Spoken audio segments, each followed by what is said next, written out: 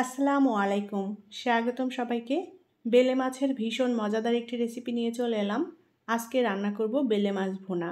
এই বেলে মাছটাকে অনেক জায়গায় অনেক নামেই চিনে থাকে। আমাদের গ্রাম অঞ্চলে এটাকে বলে বাইলা মাছ। তো বেলে বা বাইলা মাছ খুবই সুস্বাদু হয় খেতে। বেলে মাছ বিভিন্নভাবে রান্না করা যায়। আমি আজকে বেলে মাছের ভুনা রান্না করেছি। বেলে মাছের ভুনাটাও খুবই ভালো লাগবে ভাতের সাথে। তাহলে চলুন আজকের বেলে মাছের ভুনা কিভাবে রান্না করি সেটা দেখে নেই।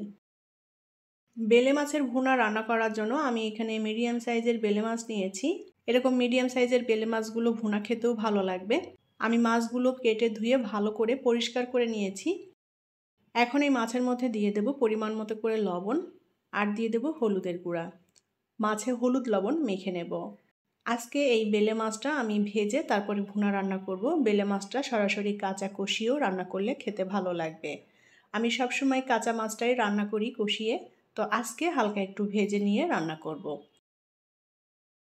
মাছে হলুদ লবণ ভালো করে মেখে নিয়েছি। 10 মিনিট রেস্টে রেখে দেব যাতে করে মাছের মধ্যে লবণটা মিশে যায়। রান্নার জন্য প্যানে এখন তেল দিয়ে দেব 3 টেবিল চামচ পরিমাণ। তেলটা গরম করে নিয়ে এখন একে একে তেলের মধ্যে বেলে মাছগুলো দিয়ে দেব।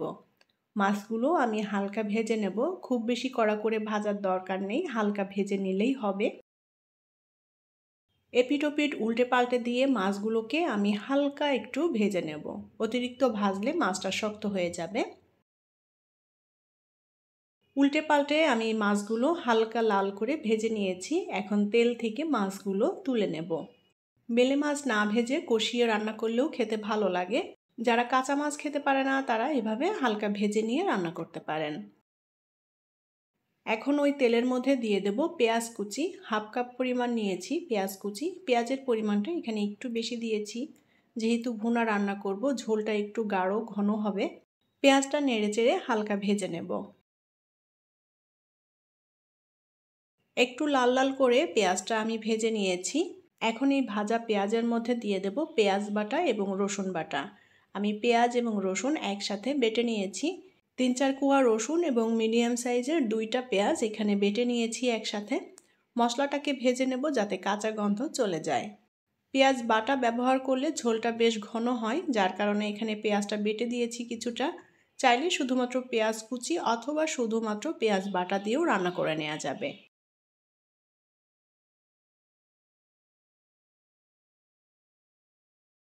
নেড়ে চেড়ে আমি মশলাটাকে একটু ভেজে নিয়েছি।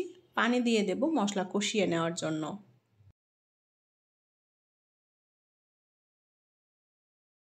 এখন এর মধ্যে গুঁড়া মশলা দিয়ে দেব। আমি এখানে শুকনো মরিচের গুঁড়া নিয়েছি 1 চা চামচ, ধনিয়ার গুঁড়া, হলুদ গুঁড়া হাফ চা চামচ, লবণ স্বাদ মতো। মশলাটা ভালো করে নেড়ে চেড়ে একত্রে মিলিয়ে নেব। আর এই মশলাটাকে কষিয়ে নিতে হবে সুন্দর করে। মশলাটা ভালো করে কষানো হলে মাছের টেস্টটাও ভালো লাগবে। চুলার আঁচ অল্প করে দিয়ে আমি মশলাটাকে কষিয়ে নেব। একটু বারে বারে নাড়াচাড়া করে দিতে হবে, মশলাটা যেন পুড়ে না যায়। এখন এই মশলার মধ্যে দিয়ে দেব ভাজা জিরার গুঁড়া হাফ চা চামচ পরিমাণে। জিরার গুঁড়া দিয়ে আবারও মশলার সাথে নেড়ে চেড়ে মিলিয়ে নিয়ে মশলাটাকে কষিয়ে নেব। বেলে মাছ বিভিন্নভাবেই রান্না করা যায় আর বিভিন্ন রান্নার টেস্ট হয় বিভিন্ন রকম। আমি আজকে যেভাবে রান্না করলাম খুবই সহজ, ঘরে থাকা মশলা দিয়েই রান্না করে নেওয়া যায়। আর এটা খুবই কমন একটা রান্না, সবাই রান্না করতে পারে। আমি যেভাবে রান্না করলাম সেটাই আপনাদের সাথে শেয়ার করেছি। মশলাটা ভালো করে কষিয়ে নিয়েছি। এখন ঝোলের পানি দিয়ে দেব। মাখো মাখো ঝোল হবে, আমি সেভাবে পানিটা দিয়ে দিলাম। ঝোলটা ভালো মতো ফুটে উঠেছে। এখন এই ঝোলের মধ্যে আমি একে একে ভেজে রাখা বেলে মাছ দিয়ে দেব। মাছগুলো একটু উল্টে পাল্টে দেব যাতে মশলাটা মাছের ভেতরে ভালোভাবে মিশে যায়। ঝোলটাও প্রায় ঘন হয়ে এসেছে, আমি আর সামান্য ঝোলটা টানিয়ে নেব। এখন দিয়ে দেব কিছু কাঁচামরিচের ফালি। একটু ঝাল ঝাল হবে আর কাঁচামরিচের সুন্দর একটা ফ্লেভারও আসবে। চাইলে ধনিয়া পাতা অ্যাড করা যাবে, তো আজকে ঘরে ধনিয়া পাতা নেই, যার কারণে ধনিয়া পাতাটা দিতে পারলাম না। বেলে মাছের ভুনা রান্না করা হয়ে গিয়েছে। আমি ঝোলটা টানিয়ে মাখো মাখো করে নিয়েছি। এখন মাছটা আমি গরম ভাতের সাথে পরিবেশন করব। তৈরি হয়ে গেল দারুণ মজাদার বেলে মাছ ভুনা। ভাতের সাথে খেতে ভীষণই ভালো লাগবে। খুবই সহজভাবে আজকের এই বেলে মাছ ভুনা আপনাদের সাথে শেয়ার করেছি। আশা করছি আমার আজকের এই বেলে মাছের ভুনা আপনাদের কাছে ভালো লেগেছে। রেসিপিটি ভালো লাগলে লাইক, কমেন্ট এবং শেয়ার করবেন। পরবর্তী রেসিপি দেখার আমন্ত্রণ জানিয়ে বিদায় নিচ্ছি। আল্লাহ হাফেজ।